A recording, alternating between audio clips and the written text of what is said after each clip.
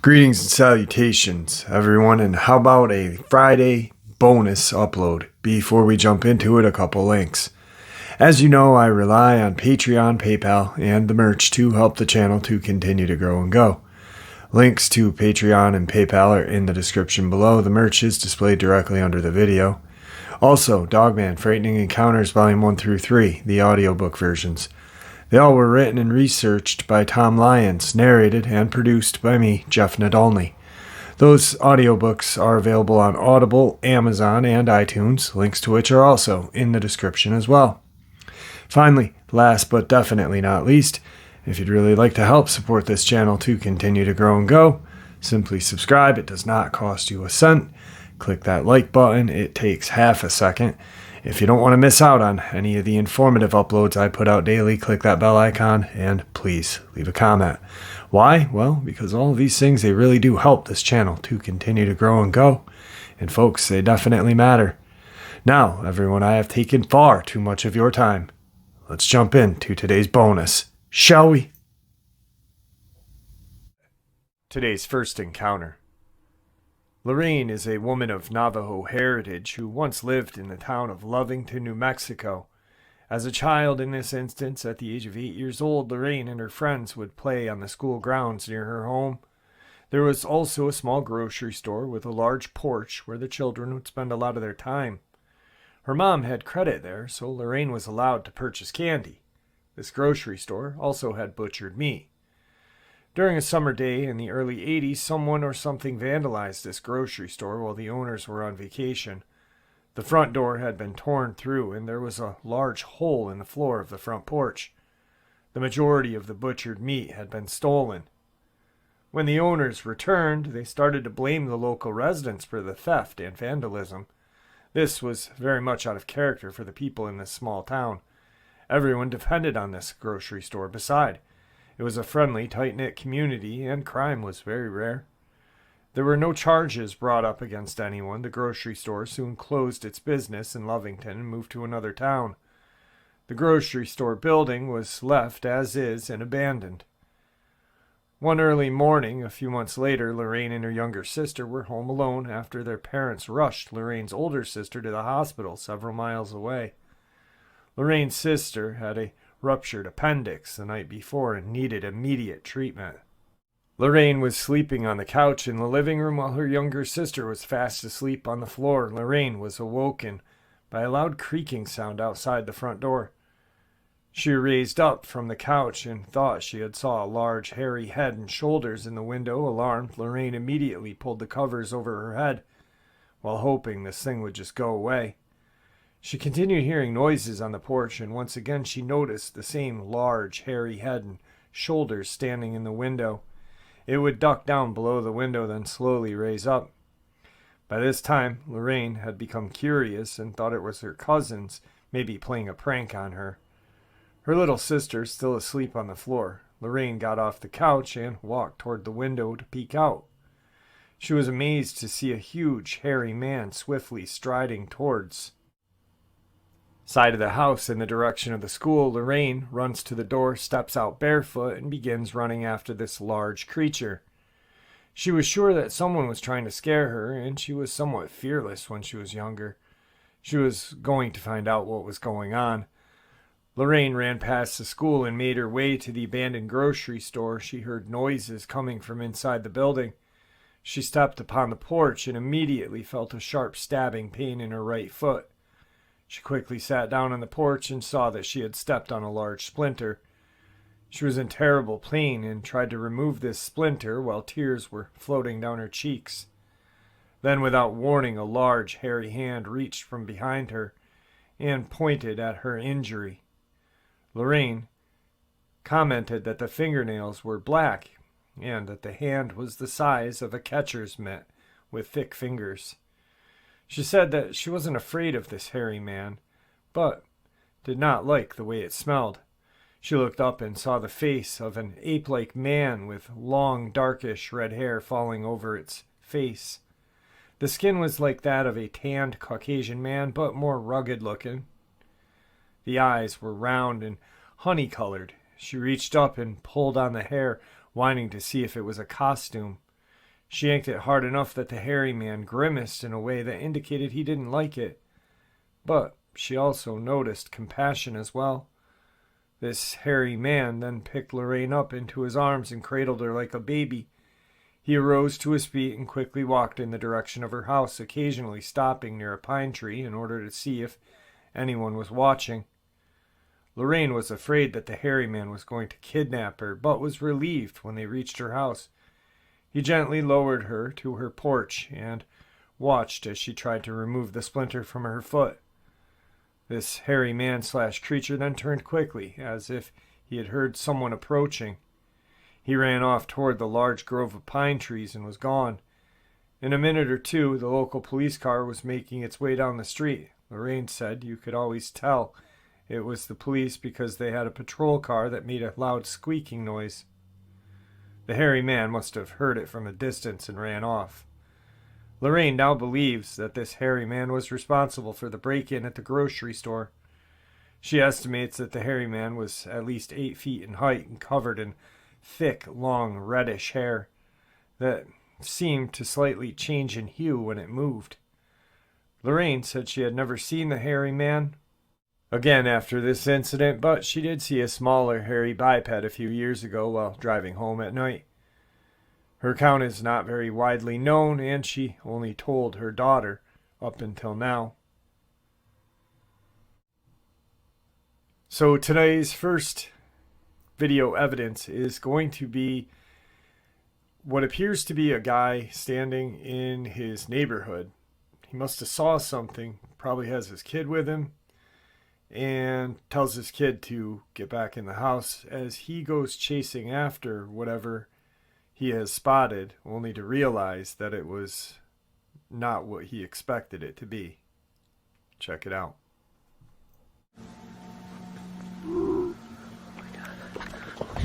Get in the house. Get in the house.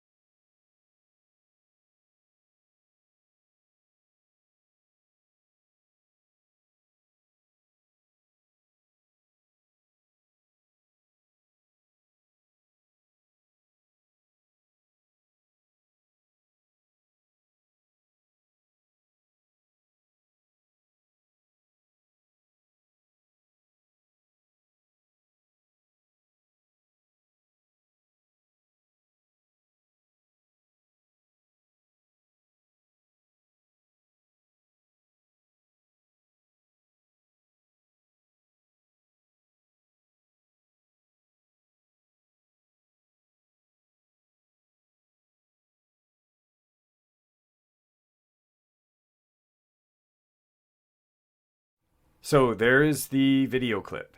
I am going to leave it up to you guys to have you come up with your own decision and opinion on the video. I have my own. I'm not going to share mine because I don't want my decision or my opinion on the video to change or steer your opinion in a different way than what you already may think. So let's get on to today's second encounter. Today's second encounter. This incident took place in Lower Alabama near Bay Minette. I was in high school at the time, almost 8 years ago, but I still remember every detail like it just happened. 3 friends and myself were making our trip to our buddy's house way out in the boondocks, maybe 30 minutes outside of any nearby town. There's only one road that takes you to his house, and it's just a long strip of old concrete that's in dire need of repair. But considering only a handful of people live out there, why would the state waste their time and money? On both sides of the road, it's just dense forest that creeps to the edge of the road and sometimes hardly nowhere to pull off, and absolutely no streetlights. We were in my friend's brand new Mustang that he had gotten for his birthday. He was so proud to drive us all around wherever we wanted to go. Jamie's driving, my friend Dave is in the passenger seat, myself and our other friend Mary are crammed in the back seat, along with his giant sound system, no seatbelts, just half standing, half sitting on the floorboards. It was very uncomfortable, and the rattling of the music shook my entire body. But I was just happy one of us had a vehicle to take us to our buddy's house. We turned onto the long strip of road that would take us there, and it was very disappointing that there was another car not too far ahead of us, which meant Jamie couldn't show off how fast the new car could go. Although there's no crazy turns and curves on the road, it's just a solid white line the whole way because of the endless hills, making it impossible to pass anyone. We accepted that we had to go to the speed limit, and Jamie turned his music down so we could talk crap about the tiny red Toyota that we would be stuck behind. It was about 9 p.m. and there was no moon visible through the dense clouds, so it was pitch black beside our headlights and the car in front of us with its own lights, which were their brights because I'm sure they were aware of the ton of deer that lived out here. No other vehicles came from the other direction, and no one was behind us. We drove for only about 10 minutes, cutting up and hardly paying attention to the road since we knew where we were going. Suddenly the car in front of us slams on its brakes, skidding their tires, stopping in the middle of the road. Jamie wasn't following too closely, so we didn't have to do the same. But we came to a slow stop, maybe 15 feet behind him. There was a brief pause before we heard a woman's blood-curdling scream coming from the car in front of us. We had our windows down because some of us had been smoking cigarettes, and that's when we saw it. We stopped on the declining hill so we could see in front of the Toyota, and what we saw I'll never be able to forget. It was some kind of humanoid-looking creature standing on all fours, with the arch of its back taller than the Toyota. The only thing that made it humanoid was its hairless skin, but it was pale, almost gray, very wrinkly, and its limbs were impossibly long. Its forearm was longer than any human's entire arm. The legs, fingers, arms, neck, everything looked like stretched taffy, and we could see all of its bones through its skin, especially the backbones, that were almost spiked-like because they were jutting out so much. It wasn't facing us, it just stopped mid-stride in the middle of the road, facing the right side of the forest. It had backward-facing knees like a bird's leg, no tail, but still had the posture of some kind of animal. I hope to God it was an animal, but there's no animal in Alabama that would be taller than a car on all fours, and like I said, it had human-like skin, hands, feet, and a head. No one in the car said a word. Jamie instinctively hit the lock button on the doors, though our windows were still down and the woman in the Toyota was still screaming bloody murder. For a moment I remember telling myself it's just some kind of prank, a weird art sculpture or something, because it wasn't moving at all. But then those thoughts quickly dissipated when the thing cocked its head in our direction. Its face was just as terrible as the rest of its body, pale and wrinkly. Just an indentation for a nose, tiny black holes for eyes, no ears, and an impossibly large red-stained mouth that formed into a wicked smile, showing its multiple rows of pointed teeth. The woman's scream grew terribly louder at that moment, and this thing seemed to finally be almost startled by it, turning its head back toward the forest. taking only 2 giant, fluid animal-like steps and disappearing into the woods on our right without a sound.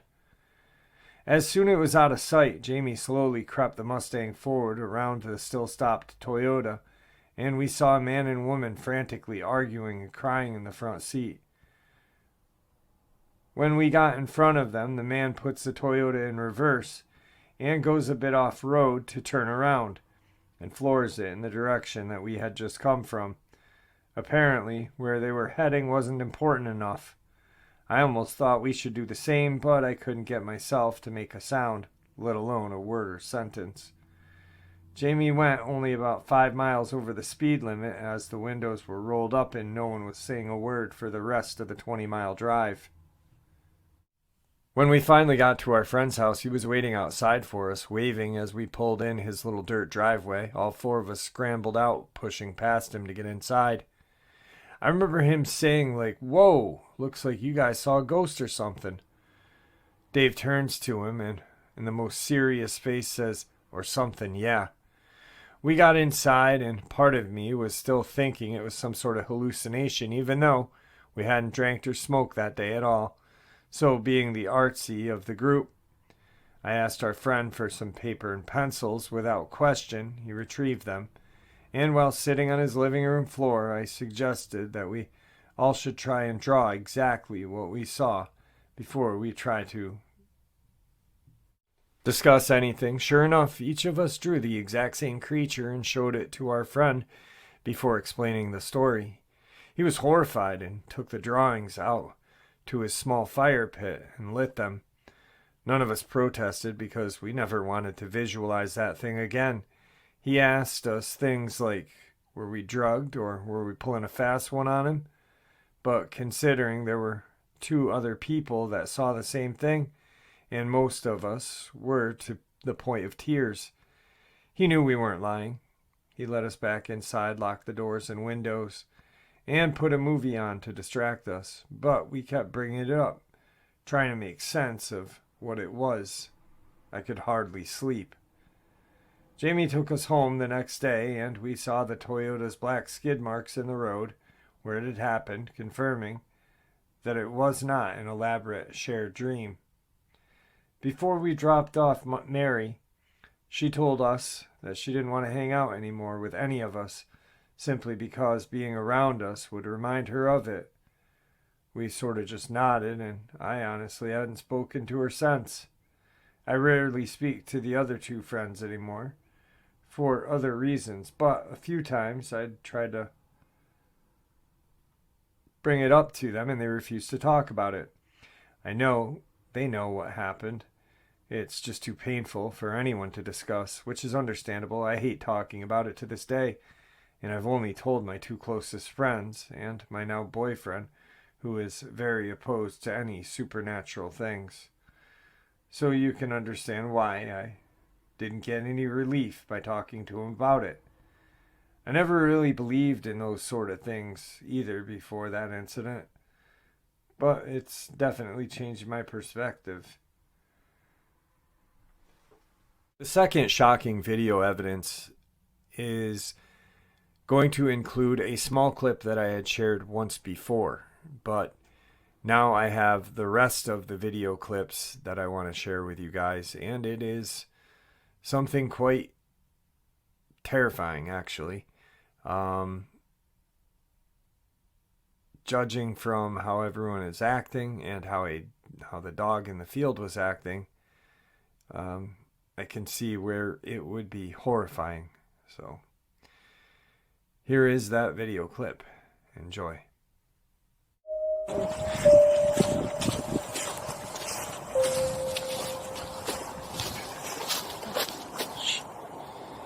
There is. Look at it. Look at that.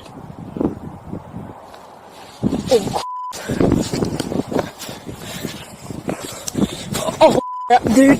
It's coming, man. It's coming.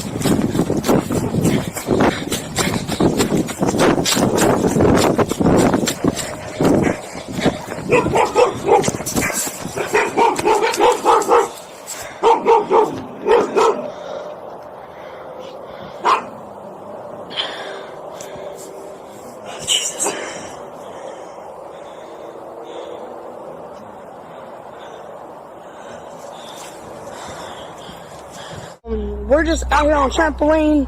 Dude, Don't. dude, what is that? What? What is that? What the heck is that? Oh my god. What the heck is that, dude? Oh, dude, that thing is coming a little bit closer. Oh crap, it just screamed.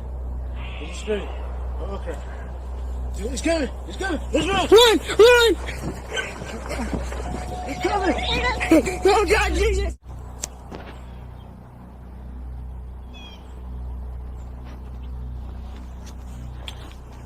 That thing again.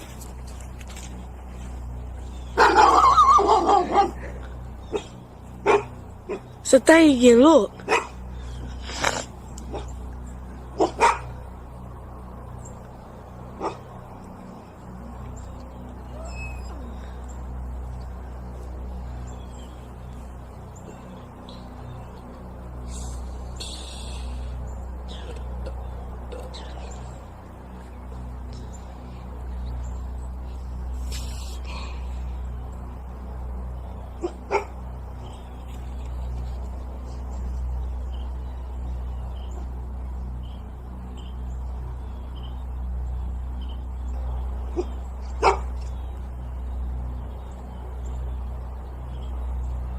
Going into the woods.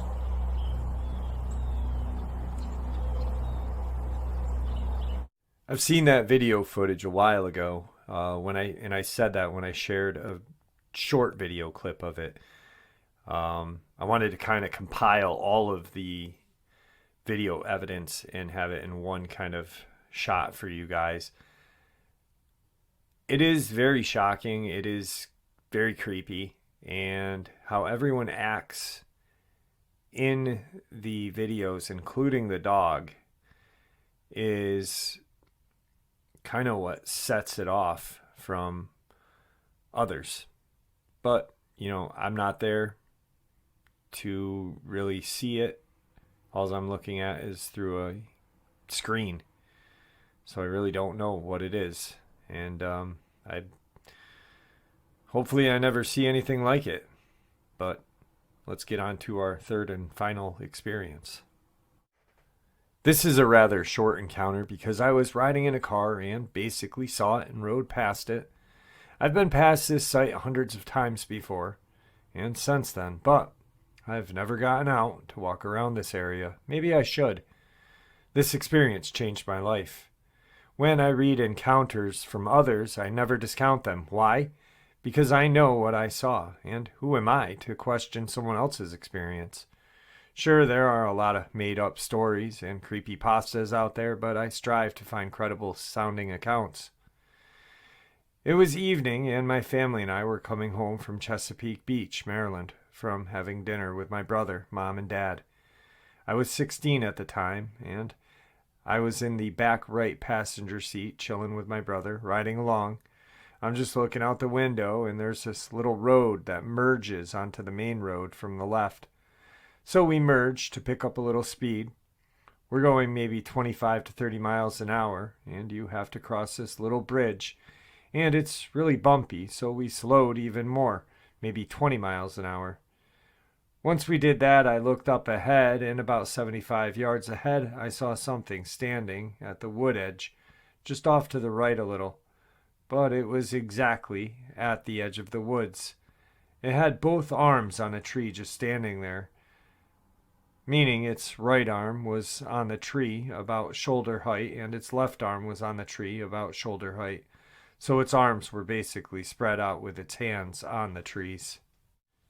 It was about 7 feet tall, maybe taller. It had a wolf-like face, only larger, like a dire wolf from Game of Thrones. It had very broad shoulders, very muscular arms, a barreled chest, and it narrowed the rest of the way down to its abdomen area. It was dark brown, and its hair or fur was medium length. I didn't get a great look at the legs because I had locked eyes with it and it me. I knew I saw it and it saw me. I saw it a good distance up ahead, and I was like, what the hell is that standing at the wood edge? As soon as I said that to myself, I locked eyes with it. I saw it for a good 10-15 seconds because of how far up ahead I first noticed it moving around and how slow we were traveling. Its eyes followed mine the entire time. It took my breath when I first realized what I was looking at, and my first thought was, God, that thing is ugly. It had very pointy features, and it didn't look like a Bigfoot, but an actual werewolf. A lot of people call them Dogman, but I'm more inclined to say it was an actual werewolf. I said it out loud to my family. Did you guys see that? And of course, they were like, see what? Another thing was this was in southern Maryland, where there are no bears or any other large animals, but I asked my family over and over if they saw it, and they started getting annoyed with me. I told people over the years, but I was only ridiculed and teased about it, so I stopped. That's my encounter. My family still doesn't believe me either, and most people think I'm crazy or lying. So I rarely share this with anyone. But it's real, and it was there. I just want to know what this creature was. Alright, so staying with Dogman, this next video clip appears to be a Dogman, kind of peeking its head out, looking at a group of friends or family members. It just stands there, staring at them from behind this tree, and then kind of moves its head back behind the tree and comes back and looks at them again. It is creepy. Check it out.